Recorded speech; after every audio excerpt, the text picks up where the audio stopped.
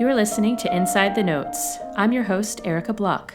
Here we have the opportunity to listen to the stories that connect our musical family tree. First-hand accounts of performances, musicians, and mentors that shape the way we listen, learn, and teach. On today's episode, we're talking to clarinet soloist, teacher, and chamber music pioneer David Shifrin. David, I'm so excited to be chatting with you today. Last night, I had the pleasure of hearing you play the Brahms Quintet, one of my favorite pieces. Can you think back to the first time that you performed that piece? I can, yes. It was an opportunity that was unexpected. I was a student at the Curtis Institute, and my teacher was Anthony Gigliotti, and he got sick, and right at the time he was supposed to do several performances of the Brahms Quintet with the Curtis String Quartet, the faculty group at Curtis with Yasha Brodsky, Max Aronoff, Orlando Cole, and they needed somebody in a hurry, so that was my baptism of fire, was performing Brahms Clarinet Quintet with the faculty group at Curtis, and it was amazing. I felt it changed me forever. How did they take care of you? Were they nurturing, or? It was a combination of trial by fire. No nonsense, but very very positive, and they didn't coddle me, mm-hmm. but they were not at all mean, or they even expressed gratitude that I would come in on short notice and do it. They treated me like a professional, but with care. Amazing. It was a wonderful experience. Amazing. And you've played it so many times since. Yeah, some people keep tally sheets and can tell you how many times they've performed. Mm-hmm. I have no idea. Do you ever try and take time between every time you visited, or if you realized, I've done it 4 times this year, or is it sometimes it's been years and you haven't had a chance to play it? I don't recall a year gone by that I haven't performed that piece. Wow. It might be, but never more than 1 year, maybe the beginning of one season and the end of the next season, so that a year may have gone by. Mm-hmm. But it's always present. Yeah, there are a few pieces that are always in the mix. Absolutely.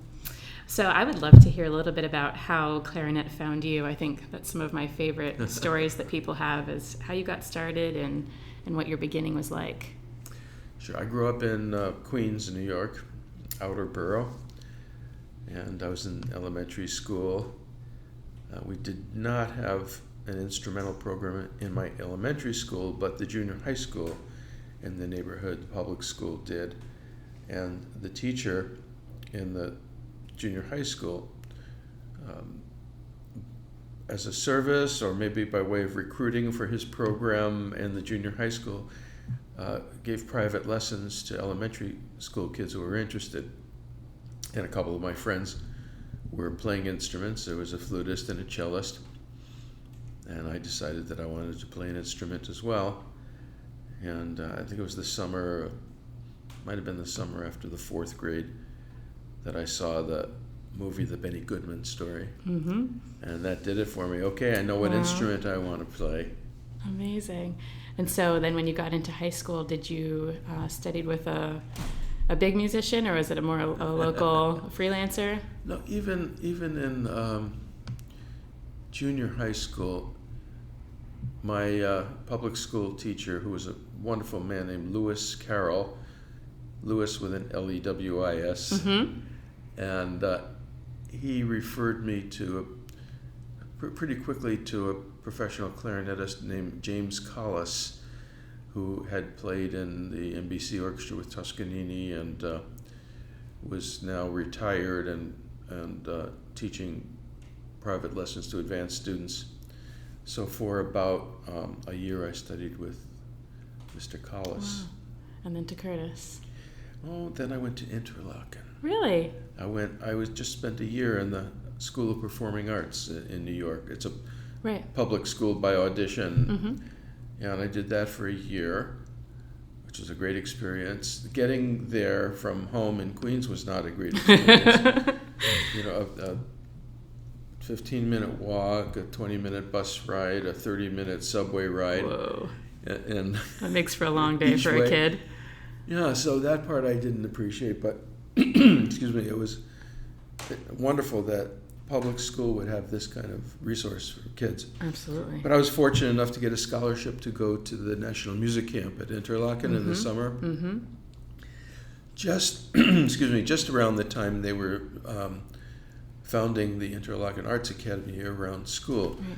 So I was in one of the early graduating classes of Interlaken. I didn't start when they started because I was at Performing Arts, Right. but I transferred for my junior and senior year and graduated from the Interlaken Arts Academy. Wow. Who was the teacher there? Fred Ormond. Really? I didn't realize that. And we've remained friends to Wow. this day.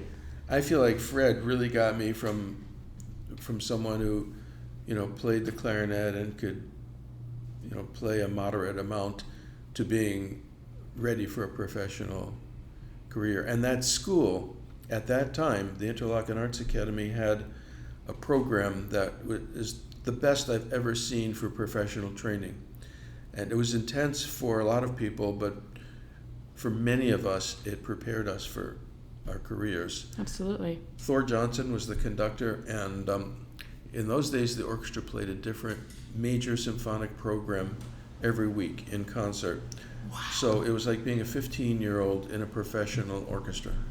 Absolutely, which now I think it's fascinating. Sometimes they get 8 weeks, 9 weeks to work on a program before they perform it.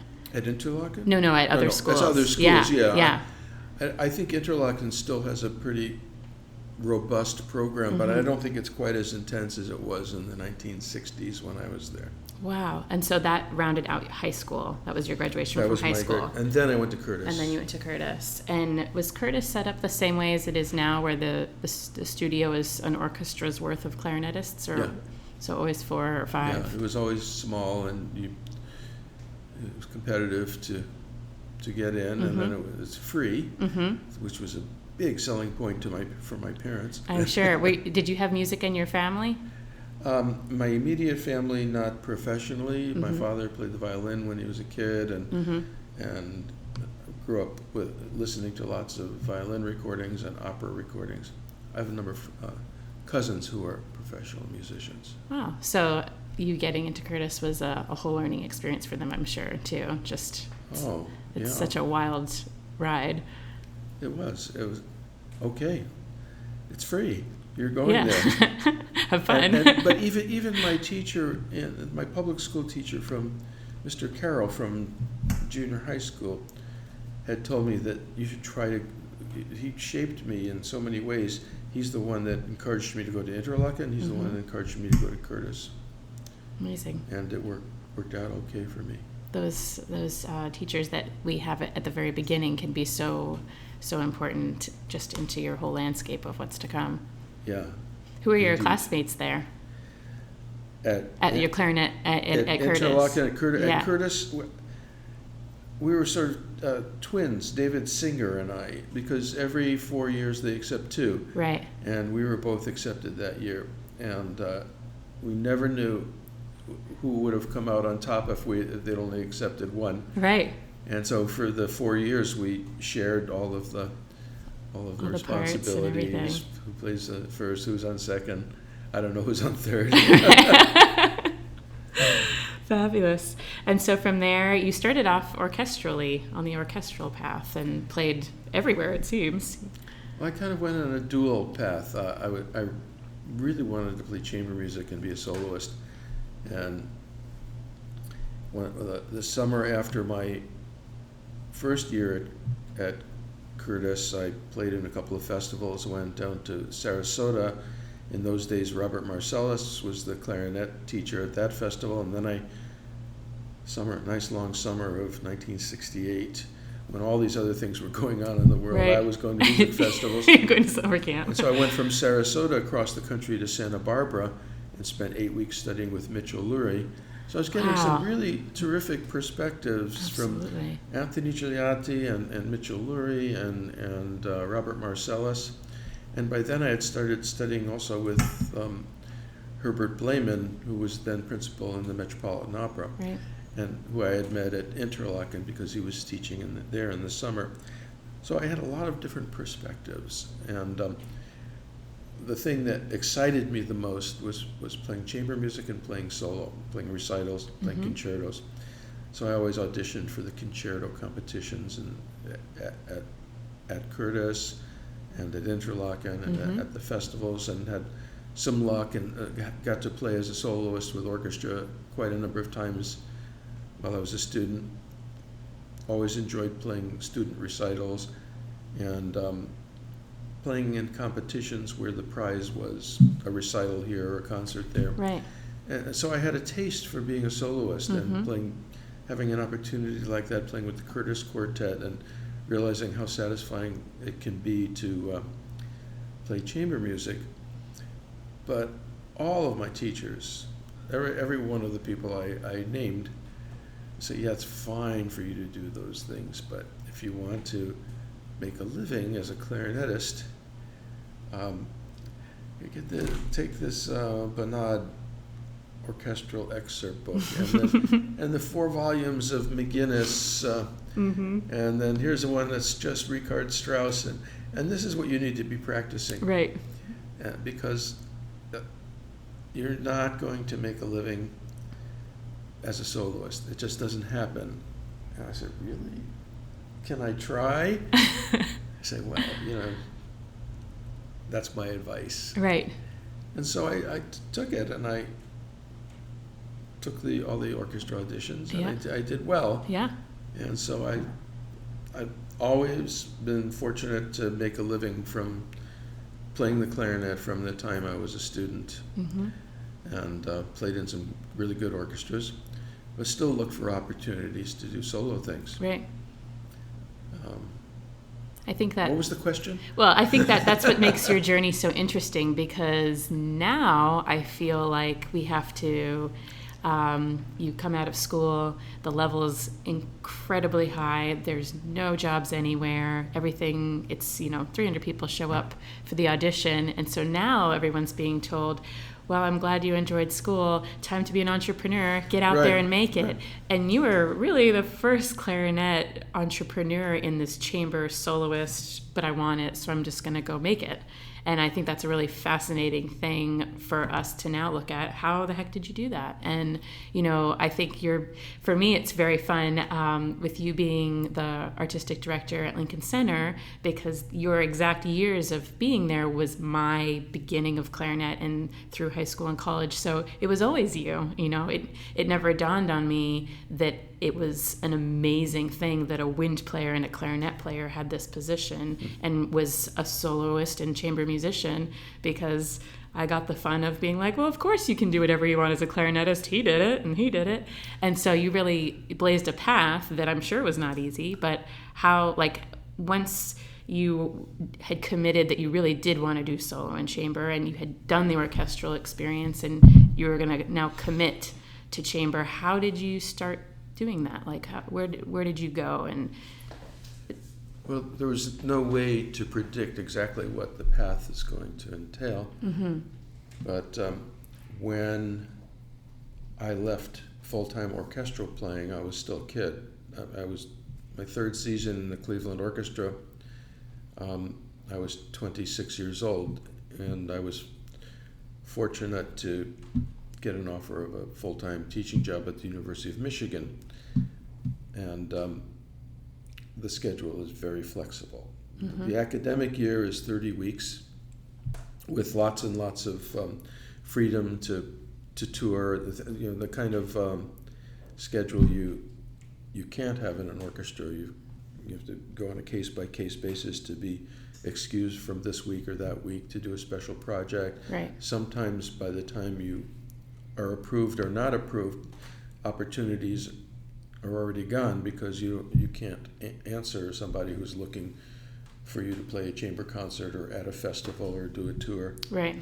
So the beautiful thing about being in an orchestra full-time is that weekly paycheck and the consistency of the artistic experience. You develop all kinds of relationships, right. but you develop a team spirit, and in the best orchestras, and it's in some of the orchestras I've played in, it's just astounding the work ethic and the attention to detail and the priorities of the musicians that I got to play with in Cleveland was just phenomenal. Absolutely. But I wound up having access to more opportunities through having teaching opportunities and being able to build around that while having an income and a base of operations.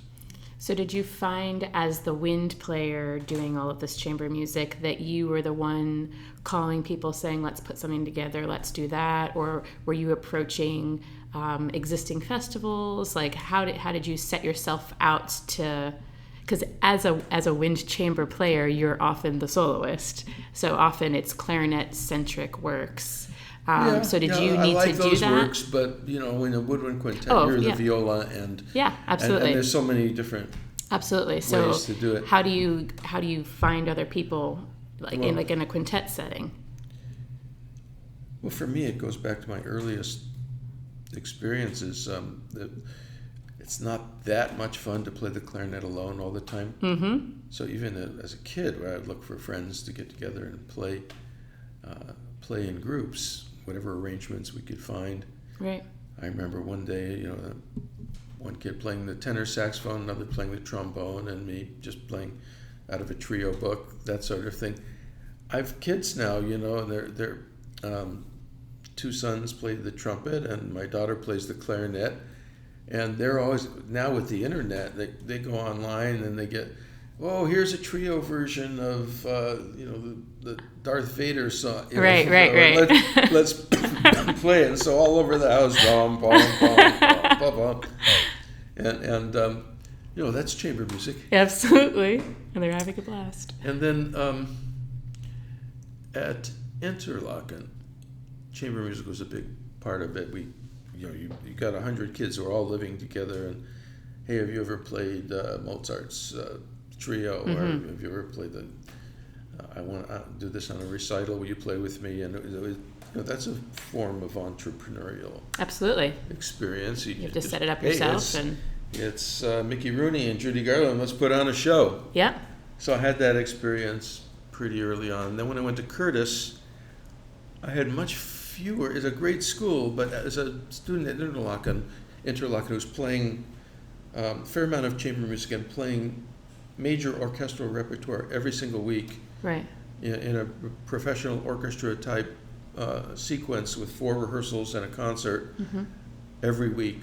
And then I went to Curtis, and it was not that structured, and it was also more structured towards the senior members, the senior students getting the more important playing assignments.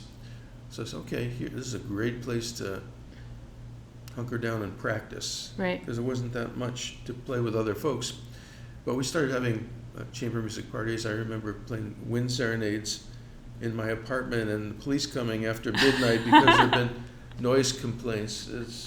I don't know what kind of distinction it is to be arrested for playing Mozart. Exactly. That's my 4th floor walk up on Chestnut Street. Yes. At Curtis. Yeah. Far too loud. Far too late. Far too loud. Way too many notes. So, things like that. But then, I wanted to create more opportunities. So I actually thought, what the heck? I got some stationery printed up, made up a name for concert management, made myself the president, and started writing letters to concert presenters. And I got a tour for our woodwind quintet of my fellow students at Curtis. And I remember one time we went down, I think it was St. John's College in Annapolis, Maryland. They booked us. They played a concert down there, and there was 5 of us in a woodwind quintet. And they saw the 5 of us and said, is your manager, Mr. Shifrin, here? We have a room for him over." And I said, no, that's me. And you know, I was a kid. That's awesome. They weren't going to cancel the concert. Right. They saw that we were all kids. But that's how I got started in organizing things. That's fabulous. Amazing. And so how many years from when you were teaching at Michigan till you took over at Lincoln Center? Couple. I left Michigan in 82. You were there like in 92? No, I left in 82, and from teaching in Michigan, moved to LA and played in the chamber orchestra and taught at USC. Right. But almost simultaneously, I started getting opportunities to play with the Chamber Music Society in New York, so I just fly back for those. Right. And I started inviting my Chamber Music Society colleagues to Portland. Yeah. And would be asked to do a certain number of things each year in New York. And then when Fred Sherry became the artistic director succeeding Charles Wadsworth, he brought in a few new artist members, including me. He brought in Paul Neubauer and Ransom Wilson and Bobby Rouge, the horn player, and myself to become artist members.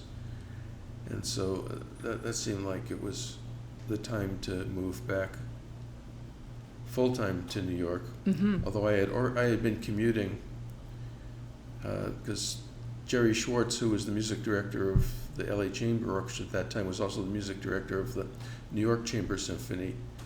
And turned out you could play in both because Jerry was conducting both, so the schedule never conflicted. So I had the bicoastal experience. That's very good. And after a while, it got to be too much, and I went on a leave of absence from USC, and the same year the position at Yale University opened up.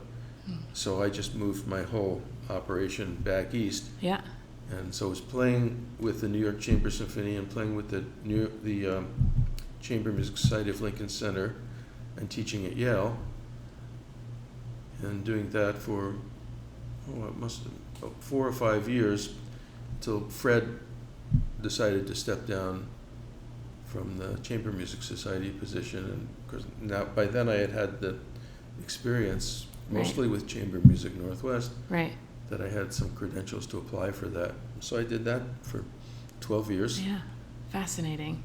And being on the artistic director side in both places on both coasts, is that is it something that's a completely different set of tools that you learn at being an artistic director, or is it all just kind of built in from your life's work? It's both. It's the same principles apply in terms of great repertoire and selection and programmatic ideas. Some audiences will respond a little bit differently to one program or another.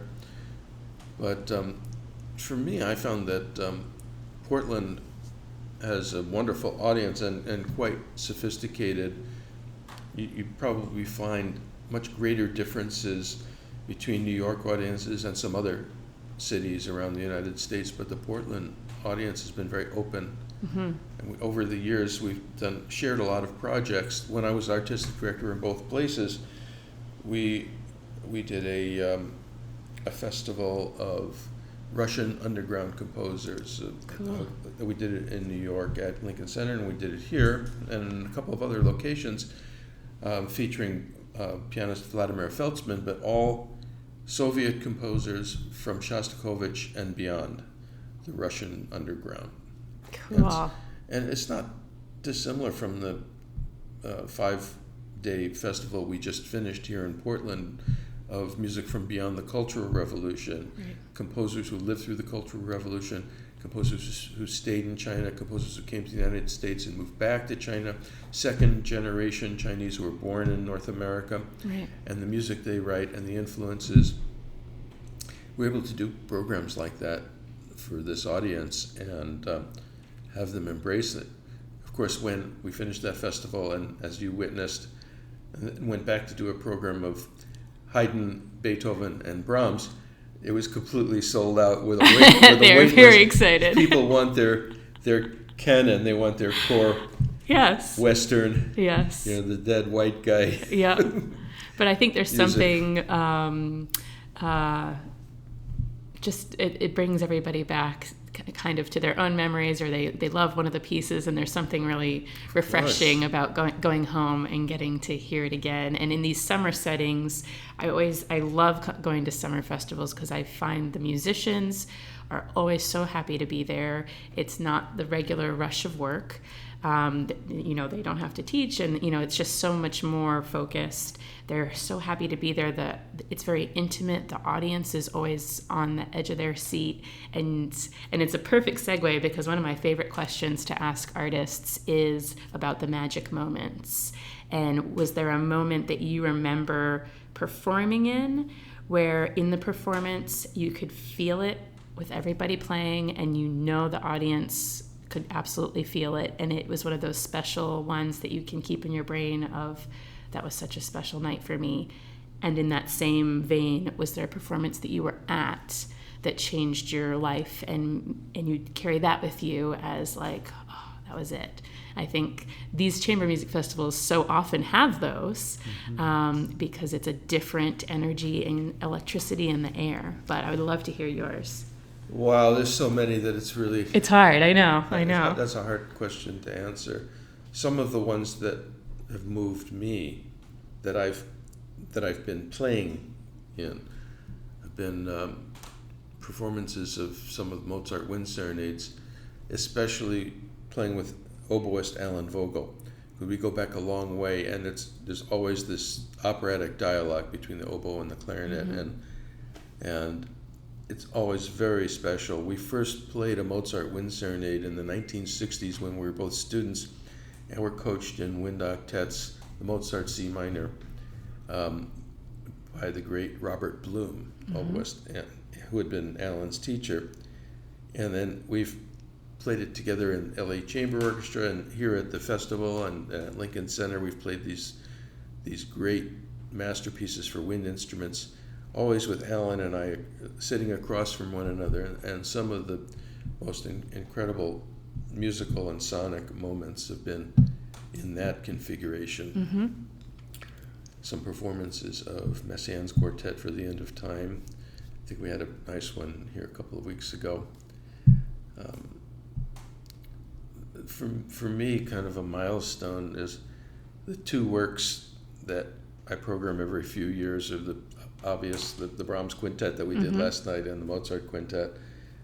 That those are the two greatest masterpieces for clarinet and chamber music, and to revisit them and have moments that are so transcendental, even though you've done it 100 times before, that the music is so great, and in the right moment you're it's an out of body experience. Absolutely. It really is. Absolutely. Everything else disappears. I felt like the second movement had that so much last night. It was so incredible. And watching the people around me be completely still. No one was breathing. The silence, the softs were getting so soft, and it was so transparent, like you're saying, and just so incredible that when it finished, the whole audience took a huge exhale and had to shift and regroup. Yeah, it was. They were like, oh, everybody needed a second. And those moments when you've got people and they've completely held their breath. Yeah, I know it's that kind of. Oh, it's incredible. That movement was, It was stunning. My father asked me repeatedly during the late years of his life if we could play that at his funeral. That movement. Couldn't do it. Yeah, no. Played a recording. Yeah, no. But it's stunning with the mutes on the strings, and then this pure sound. It was gorgeous. Yeah, that's one of those pieces. What about a piece that, as an audience member, there's so many, so many that I think of some of the colleagues who are departed. Pianist David Golub, some of the performances he's given here trio performances with Mark Kaplan and Colin Carr, performances of with others as well, of Beethoven trios, Brahms cello sonatas with Gary Hoffman, performances of Andre Watts and Gary Hoffman. I bet that was incredible. Playing together. I'm partial to some of these all-star string orchestras that we've put together to play Dvorak's Serenade and Tchaikovsky's Serenade. Just the amazing sound of just absolute top talent, all soloists who really are playing chamber music together in an orchestra. Yeah. And that's just hair-raising when it works. I'm looking forward to this week's program where we've got some amazing players playing the Dvorak String Serenade. It's one of my favorites. Yeah, it's so, like, the tone, the sound that they can get, and they're listening so intently. Yeah, incredible. Another question I love to ask people is, what was a story that you remember that one of your teachers told you? It could be about anything. It could be about one of their teachers or something of the past that kind of has stuck with you through your life. And I remember one day practicing my part on stage, and I can't remember, it was Beethoven Eroica Symphony or Tchaikovsky Fourth. We did a lot of repertoire in this particular group. And I'm startled that the maestro is sitting there just listening to me practice. And he said,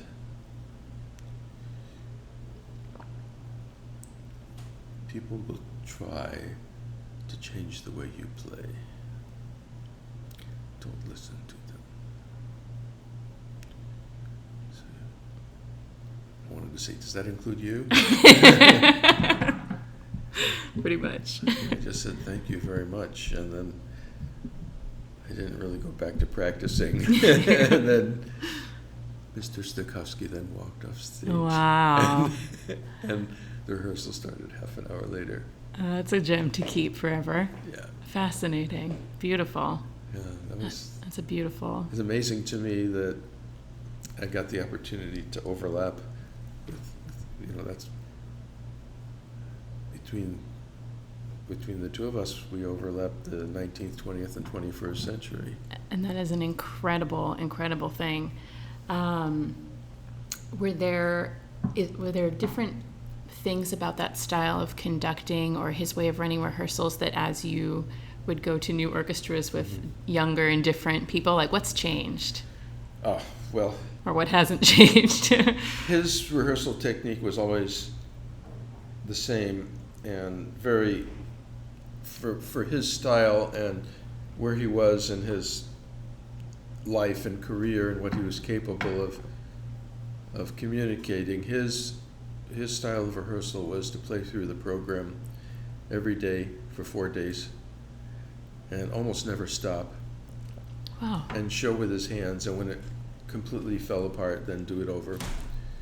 But it's amazing to me how really good musicians can fix lots and lots of things just by repetition and listening. Right. So often in rehearsals, when you try to articulate a nuance to describe something and take it apart and break the continuity, you wind up like picking apart a wound that Right. makes it harder to heal. Right. But it has to be a fine line, because just doing that technique of playing things from beginning to end over and over and over can really, really reinforce bad habits and errors. Right. So he was one extreme in that respect. But what he'd also do is have one of his assistant conductors in the audience with notes. Mm-hmm. So he would generally play movements straight through. Then he'd get his punch list, Mm-hmm. and then we'd do those spots. Fascinating. But towards the end of the week, the last 2 rehearsals were like performances. Right. Just run-throughs and... Yeah. And we had the luxury of almost always having 4 full rehearsals for a standard symphonic program, which is pretty much the standard in most professional orchestras, although now, when money's tight, a lot of orchestras have fewer rehearsals, which is dangerous. But it is, and hard. It's hard to settle sometimes when you're on your sight reading almost, or you don't get barely to the last movement. And so I'm, as a artistic director, putting programs together and making rehearsal schedules, have to make decisions. Sometimes the players I want for a particular piece are not available for a full sequence of rehearsals, or we don't have the time in the schedule or the money to pay the extra days. Right.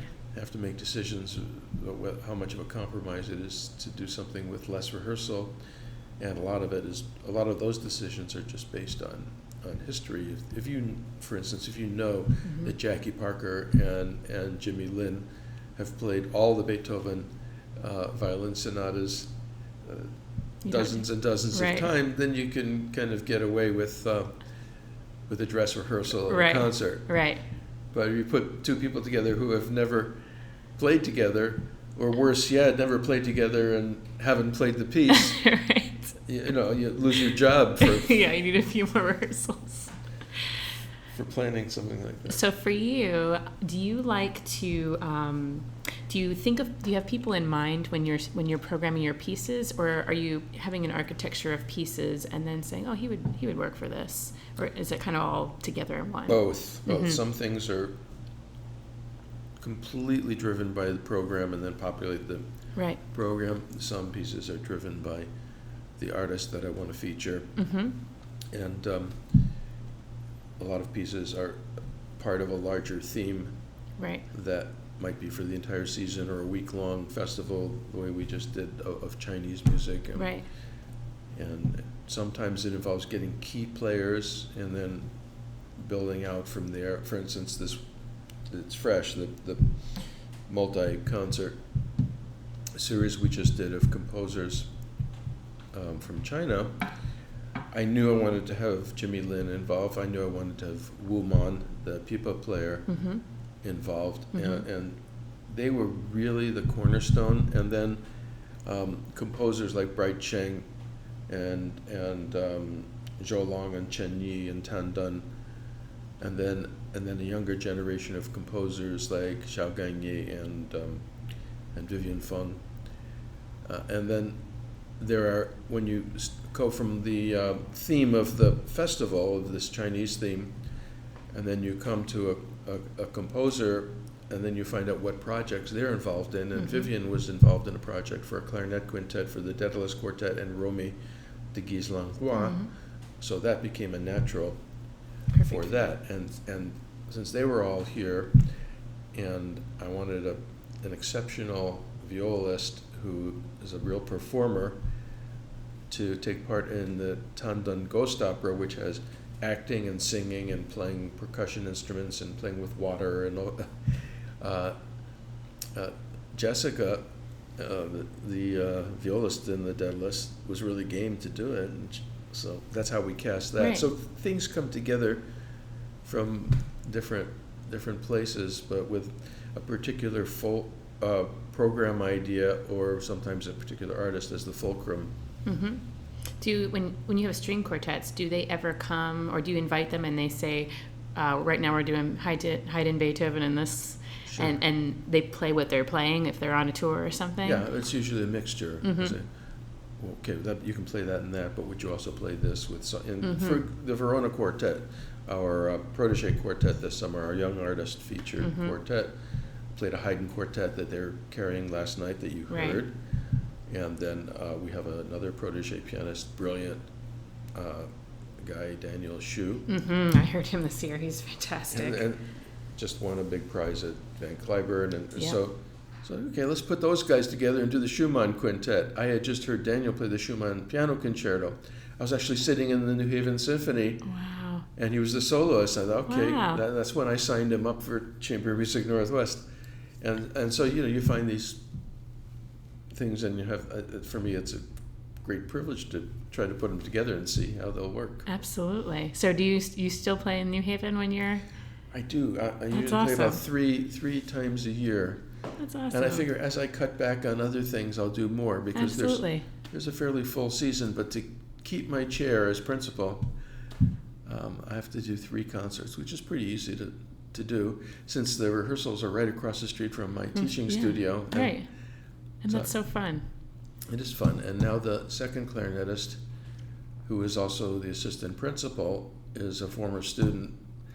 And so I get to hang out with my student who's playing second clarinet, and then he has the opportunity of playing principal when I'm not there, which is most of the time. On the job with you, too. So as a teacher, you have some of the best clarinet students around at Yale. As they're going out into the world, and for all the students that you teach chamber music to, what's some of your advice you have for this young generation in this incredibly potent world?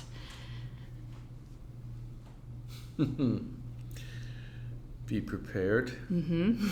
And Boy Scouts, be nice. Mm-hmm. Remember the Serenity Prayer. Do everything you can to make it happen. Mm-hmm. But, have some reserve for when things don't go your way. Mm-hmm. Mostly, be prepared. If you think you're prepared, go over it again. Get more prepared. Yeah. Be ready when it's time. Absolutely. Mm-hmm. The best cure for jitters, for nerves, is preparation. Mm-hmm. The more comfortable, the more second nature playing any passage or in any situation, the more you've done it, the more you've recognized intermittent glitches, mm-hmm. the more you can fix them. And some of those things just come with time and experience, but it also is a mindset which is incredibly valuable. And to pay attention to the fundamentals and the basics every day. Mm-hmm.